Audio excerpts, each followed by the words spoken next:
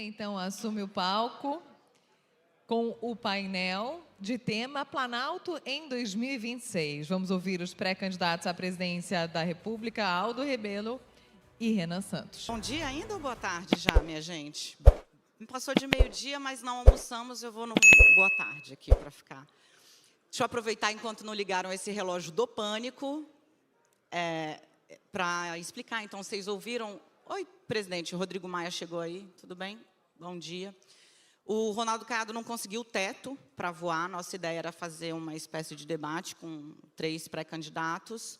Enviou essa mensagem. Meninos, porque o Aldo tem espírito jovem, né? Gosta de ser revolucionário até o fim da vida, começa comunista, termina secretário do Ricardo Nunes, no Democracia Cristã, vamos entender, né? Nem por isso vai ser um papo menos dinâmico, a gente vai falar de Brasil, a gente vai falar de eleição, a gente vai falar de proposta, quero ouvi-los. Teremos 15 minutos, é isso? Vou só pedir para me confirmarem aqui. Queria trabalhar com um pouquinho mais de tempo, já que somos 3. Eu acho interessante começar esse debate, porque nós temos 2 modelos muito distintos de pré-candidatos aqui, pelo menos na forma, né? O Aldo Rebelo foi tudo, foi deputado 5 vezes, 6 vezes presidente da Câmara dos Deputados, ministro de Luiz Inácio Lula da Silva, ministro de Dilma Rousseff, ministro de Michel Temer, trabalhou com Ricardo Nunes na Secretaria de São Paulo, foi do Partido Comunista ao Democracia Cristã, onde ele está hoje. O Renan Santos começou na rua, né? É fundador de um dos maiores movimentos de rua do Brasil, fez uma bancada, tanto em São Paulo quanto em Brasília, e agora fundou o próprio partido, pré-candidato pelo Missão. Vou começar pelo Aldo. Explica um pouco por que você decidiu percorrer essa trajetória toda da esquerda, de fato, de uma militância de mais da metade da sua vida, para onde o senhor está hoje. O que te levou à direita, digamos assim? Bom dia. Bom dia. Bom dia, não, boa tarde, Daniela. Boa tarde, Renan. Lamentar que o meu amigo Caiado não pôde comparecer. Esse aeroporto é perigoso. Foi aqui onde se deu o acidente com Eduardo Campos. Então, é preciso ter cuidado. Daniela, a minha trajetória acompanha as minhas convicções. Eu penso o que sempre pensei do Brasil. Defender o desenvolvimento do país, defender a soberania, defender a redução das desigualdades, defender a democracia, que foi a minha vida. Eu fui estudante na época do governo militar, lutando pela anistia, lutando pela Constituinte, pela liberdade de imprensa, lutando pelo desenvolvimento do Brasil. Fui ministro do presidente Lula com essa agenda, fui relator de Código Florestal, de lei de transgênicos, critiquei demarcação de Raposa Serra do Sol e penso mais ou menos a mesma coisa. E a minha pré-candidatura se dá em torno do objetivo de fazer parte desse debate. O Brasil é um país rico e interditado. O problema do Brasil não é de capital, não é de investimento, não é de tecnologia. O problema do Brasil é uma interdição institucional. É um Supremo que proíbe uma Ferrogrão, o Ministério Público que proíbe o petróleo, o outro que proíbe Autazes, potássio, o outro que proíbe uma ferrovia, uma hidrovia. Tudo no Brasil está interditado. É preciso desinterditar o Brasil. Uma mina de potássio não, de terras raras, autorizada, rendeu 14 bilhões de dólares. Nós poderíamos ter 200 minas dessas, mas tudo isso está interditado. Então, o primeiro debate é desinterditar o Brasil. Como é que vai fazer o ajuste fiscal? Eu já deixo o senhor retomar a ideia, porque se eu não segurar o relógio aqui, o senhor vai que vai, porque eu conheço. O senhor fala que o Brasil está interditado e que isso é um problema institucional. Renan, muita gente vê o MBL como parte dessa disrupção, digamos assim, né? Que ganhou as ruas em 14, 15, 18 deu o fruto institucional mais forte, foi o Bolsonaro presidente. Você se vê parte da solução ou do problema? Olha, eu me vejo integralmente como parte da solução, até porque o MBL foi parte da solução de um país que despertou. Mas o que há no surgimento da direita é uma crise de liderança. A liderança de direita brasileira, que era o Jair Bolsonaro, era um completo idiota. E aqui já me apresentando, meu nome é Renan Santos, tenho 42 anos, fundador do Partido Missão, fundador do MBL, futuro presidente desse país. E quero colocar as coisas de maneira bem clara. Todo mundo perdeu tempo e gastou muito tempo no debate político brasileiro, discutindo um projeto morto, que é o projeto das esquerdas brasileiras, e a resposta a isso, que foi um projeto natimorto, que é o projeto do bolsonarismo, que nunca teve proposta para o Brasil. E muita gente falou, a resposta a isso seria a polarização. Ah, não, tem uma polarização e nós vamos ficar presos nisso. Alguns dos pré-candidatos que deveriam estar aqui presentes, o Zema e o Caiado, adotaram um caminho. O caminho de seguirem na sombra do Bolsonaro. É um jogo. Flávio Bolsonaro foi pego no escândalo, eles nada... O Zema ensinou, olha, isso está meio errado. Não está meio errado. Flávio Bolsonaro é um escroque desde sempre, me desculpe os termos aqui, são pessoas elegantes que estão aqui presentes, mas é isso. E nós não podemos permitir que escroques assumam a presidente da República e tampouco um grupo político que está presente hoje, o petismo, que vai ficar rifando o nosso futuro. Nosso futuro pode ser incrível e glorioso. Em 30 anos, o Brasil tem que ser uma das 5 maiores nações do mundo. E eu estou propondo, junto com uma geração toda nova, não à toa lidero essa geração nas pesquisas, um tipo de Brasil que vai poder enfrentar todos esses problemas, enfrentar a questão das terras raras, ganho de produtividade e assim construir um grande futuro. Então vamos começar bate-bola rápido aqui. Aldo falou de ajuste. Pré-candidato, começa o ajuste fiscal por onde? Pela receita, tá certo. Tem que ser pela retomada do crescimento. Você pode cortar despesa? Pode. Vai enfrentar resistência do judiciário, do Supremo, das corporações, mas pode cortar despesa. O desperdício é grande. Mas o ajuste ou é feito pela receita, ou o país amplia a base da arrecadação, porque o presidente Lula quer aumentar a arrecadação aumentando impostos. O resultado é a maior fuga de domicílios fiscais do Brasil, fuga de empresas para o Paraguai e para a China. Quem não quebrou, quem imaginou que grandes empresas que quebraram recentemente iam quebrar. Então, o ajuste tem que ser aumentando a base da arrecadação e, se possível, com a redução da carga tributária. Aumenta a base da arrecadação como? No andar de cima? Olha a plateia. Aumenta a base da arrecadação como? Taxando o andar de cima? Falei para o senhor ver bem a plateia. Aumentando a base da arrecadação e, se você aumenta a base da arrecadação, olhe, se o país passar a crescer 4% por ano, a curva de juros vai embicar para baixo. Se o país passar a crescer 4% por ano, a relação dívida-PIB vai embicar para baixo. E aí você pode reduzir, inclusive, a carga tributária para evitar que as nossas empresas vão para a Guiana, vão para o Paraguai, vão para a China. Você pode fazer isso aqui. Então, o ajuste é aumentando a receita pelo crescimento da economia. Qualquer economista sabe disso. 4% de crescimento, o Brasil não terá problema para enfrentar. Renan Santos, é fato, se foi eleito o seu ministro da Fazenda, é o Kim Kataguiri, qual é a receita do crescimento ou do ajuste fiscal dele? Seria um ministro maravilhoso, Kim Kataguiri, o deputado que protocolou a PEC, que resolve a questão na área da despesa, vou discordar do meu amigo Aldo. Nós temos que fazer um ajuste na área da despesa, e a PEC protocolada que já endereça esse assunto, é uma PEC de 3,3 trilhões em economia em 10 anos, é uma PEC justamente que o Kim começou a endereçar. Temos que começar a andar pela área da despesa, porque temos que dar um choque de credibilidade nas contas públicas do Brasil. O choque de credibilidade vem, os investimentos vêm, e a gente tem as duas coisas ao mesmo tempo, que é o crescimento somado ao fim da tensão no longo prazo para os investidores, entendendo que o Brasil será um país capaz de arcar com seus compromissos. Essa é a base de um crescimento econômico sustentável e mais, todas as experiências internacionais e a literatura séria a respeito dão conta de que o ajuste mais duradouro é sempre o ajuste no campo da despesa, que é o que nós vamos fazer. Corta onde? Me explica. Porque é fácil falar cortar na despesa. Vamos cortar a despesa. Como? Não, onde? No que é mais impopular, Dani. Eu vou começar já com o mais impopular. Desindexando tanto a aposentadoria quanto o BPC do salário mínimo. Ninguém vai querer falar isso nas eleições.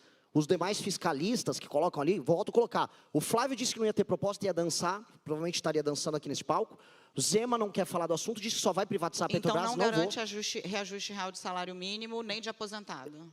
O reajuste é feito na inflação e o presidente pode fazer o ajuste real. O que não dá para ter são os gatilhos automáticos.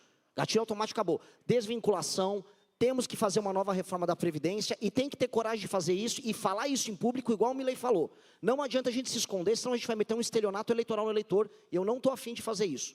Gostei do ritmo, Aldo. Reforma da Previdência 3.0, 4.0, o Lula fez 2, mais ou menos, né? Temer tentou, Bolsonaro teve, Paulo Guedes a versão dele. Como faz? Porque a conta não fecha ainda. O problema econômico é parte do problema político. O Brasil vive um ambiente, uma situação onde quem tem poder é concedido por uma norma, por uma Constituição. A autoridade é concedida por uma biografia, por um comportamento. Respeito entre as instituições tem que ser pelo poder, mas também pela autoridade. No Brasil, infelizmente, quem tem poder não tem autoridade. E é preciso recuperar, no exercício do poder, a autoridade de quem o exerce, que no Brasil acabou, no Congresso, no Executivo e no Supremo Tribunal Federal. Essa que é a verdade. Da Previdência ele não falou, mas falou de Judiciário. Eu quero saber, reforma do Judiciário é uma pauta que está em voga hoje. Qual é a sua? Claro que a reforma do Judiciário tem que começar com uma emenda à Constituição, que tem que ser apresentada no primeiro dia do governo, um emendão, eu chamo de emendão. Todos os artigos que dão ao Supremo o poder de interferir e substituir os demais poderes têm que ser revogados, senão o país se torna ingovernável. O Supremo é quem decide se tem CPI, se não tem. O Supremo é quem decide sobre matéria tributária. O Supremo é quem decide sobre orçamento. Isso não está na Constituição, isso se chama usurpação de atribuições e gera, não é apenas insegurança jurídica, isso é pior, é insegurança institucional entre os poderes. Eu ou tenho você dúvida enfrenta se isso ou o país é amplia ingovernável. ou diminui a insegurança institucional, mas quero ouvir qual é a sua proposta de reforma do Judiciário, Renan. Judiciário tem que cumprir apenas o papel de guardião da Constituição e de ator que discute temas abstratos ligados à questão da constitucionalidade, e não mais como última instância do processo legislativo. E mais, ministros do STF não podem ter escritórios ligados a eles fazendo negócio por aí, todo mundo sabe que isso ocorre. Decisões monocráticas têm que acabar, tem que haver filtro de entrada, são 8 mil ações que rolam no STF brasileiro, enquanto na Suprema Corte Americana são 50. Nós temos que criar uma corte que cuide do tal do foro privilegiado, feita por desembargadores com mandato de no máximo de 2 anos. E concordo na temporalidade com o ministro Aldo. Tem que ser logo no início do mandato. Um presidente que chega com moral, coisa que infelizmente os que estão primeiro nas pesquisas não têm, ele tem que chegar com essa moral e não para guerra com o STF. Eu não quero guerra. Eu quero que todo mundo tenha suas atribuições. E aí sim o poder executivo recupere seu poder de executar. Porque o que o Brasil está faltando é poder de execução. É fazer as coisas acontecerem. Minha geração está de saco cheio de ver as coisas acontecerem no nosso país. Deixa eu puxar vocês para o plano terreno, porque o Missão Partido Novíssimo vai para a primeira eleição agora, e o Democracia Cristã, partido antigo, nunca teve uma representação que pudesse garantir uma base para qualquer governo. E vamos olhar o Congresso de hoje, né? Nem Bolsonaro teve maioria tranquila, nem Lula teve maioria tranquila. Na verdade, tranquilidade é uma coisa que não tem desde que o Congresso... Oi, Rodrigo Maia... Inventou o orçamento impositivo, passou pelo secreto e agora está aí no meio do caminho. Como é que faz para governar sem base, Renan? Porque maioria você não vai ter. Vai ter que ter base. O presidente da República vai construir base. Meu partido hoje é um partido basicamente pequeno, porque ele tem 6 meses de idade, mas, na hipótese cada vez mais provável de vencer a eleição, o meu partido formará a maioria. Eu também terei inúmeros deputados eleitos por ele. E eu vou conversar com as lideranças partidárias em Brasília, sem medo de composição, Daniela. O que eu não vou ter é composição baseada nesse jogo imundo que está rolando hoje. Não dá. O Brasil não pode ser tocado pelo Centrão, e eu digo mais, quem manda na lógica atual do Centrão são os parlamentares dos estados menos... Mas vai negociar com quem, Renan? Porque o partido que mais cresceu no Brasil é o PSD, o MDB, vou conversar com eles. Só que eu não vou conversar com a banda podre. Todos os partidos têm nomes bons para indicar. Não tenho problema nenhum em trabalhar com eles. O problema que eu vou ter é ser indicado no sistema de incentivo mais imundo que tem, que é baseado na troca de favores mais baixa. Num governo nosso que vai ser eleito com projeto, eles vão participar e vão vencer comigo no projeto. Entrar no jogo para roubar, eles vão ser tocados para fora. Aldo. Olha, está ali o Rodrigo Maia, era o líder da oposição, quando eu era líder do governo, presidente da Câmara, e havia ali um governo de corresponsabilidade. Havia diferenças grandes. Era um líder combativo, fazia uma oposição muito dura, ele, a ACM Neto, o Ronaldo Caiado também. Mas a gente dialogava. Eu fui no casamento do ACM Neto. Imagina hoje uma reunião social entre líderes de governo e de oposição. Quando o Brasil atravessou a regência, com guerras civis simultâneas, o Dom Pedro II chamou o Marquês de Paraná e disse, faça um gabinete de conciliação. O país voltou a crescer, teve paz, fez ferrovias. O Brasil precisa de um governo de conciliação, um governo de união nacional, que não vai sepultar as diferenças, elas vão continuar existindo. Mas será que o país não tem nada em torno do que se unir? Será que retomar o desenvolvimento não une o país? Empresário, trabalhador, classe média, Será que o país, reduzir desigualdades não une o país? Eu sei que isso aí pode ser uma coisa, o romantismo, que eu não vejo outra forma de fazer política, tem que ter romantismo.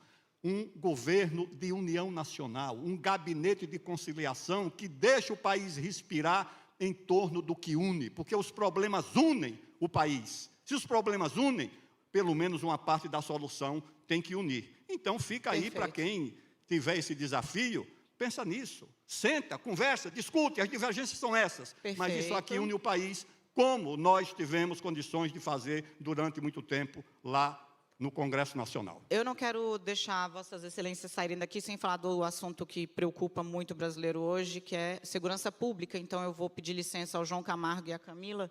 A gente tem ainda 10 segundos aqui, eu vou botar mais um minutinho no meu relógio. Renan, você falou até em pena de morte no Brasil. Estrutura para a gente rapidamente aí qual é a sua ideia para a segurança pública. Gostaria de ter, mas precisaria de uma constituinte. O meu governo, e pegando um gancho de um tema importante, um governo de união nacional é um governo que vai declarar guerra ao crime organizado e vai eliminar toda e qualquer possibilidade de ocupação territorial. Estamos fazendo um evento hoje no Guarujá. A região do Guarujá, a região toda da Baixada, é uma região tomada pelo PCC. Membro do PCC, ou vivo na cadeia, ou morto, apenas para a eternidade. Esse é o papo. Ele cravou 30 segundos, Aldo. Eu creio que você tem que separar o que é o crime comum do crime organizado. O cidadão que comete um crime no trânsito, não tem antecedentes criminais, ele vai ter direito à audiência de custódia, habeas corpus, etc.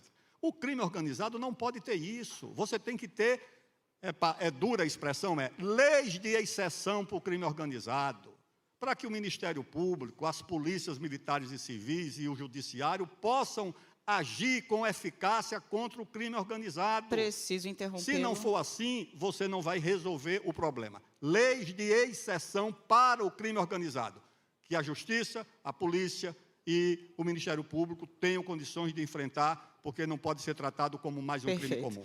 Deixo aos colegas da imprensa a missão de, sem fazer propaganda partidária aqui, para o novo partido, deixo com vocês a missão de seguir questionando os pré-candidatos. Boa tarde.